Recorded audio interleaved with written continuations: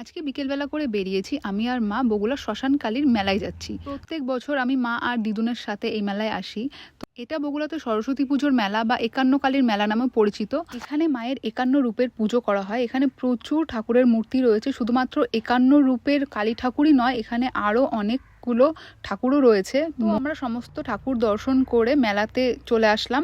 আর আগের দিন তো আমি মেলাতে এসে বেশিক্ষণ দাঁড়াইনি, তো সেই জন্য আর কি মা বলছিল ঠাকুরগুলো দর্শন করবে, সেই জন্য মাকে নিয়ে আসা। ফার্স্টে আমি চলে এসেছি কাপপ্লেটের দোকানে। মেলায় আসবো আর কাপপ্লেট কিনবো না, এটা তো হতেই পারে না। তো এই দোকান থেকে আমি 3টে কাপ কিনে নিয়েছি। তারপর মেলাটা আর কি ঘুরে ঘুরে দেখছিলাম, আর দেখতে দেখতে চোখে পড়লো এই মাটির দোকানটা। এখান থেকে দিদুন ছোটবেলায় আমার জন্য সেই হাঁড়ি কড়াই কিনে দিত রান্নাবাটি খেলার জন্য, তো সেটাই মনে পড়ে গেল।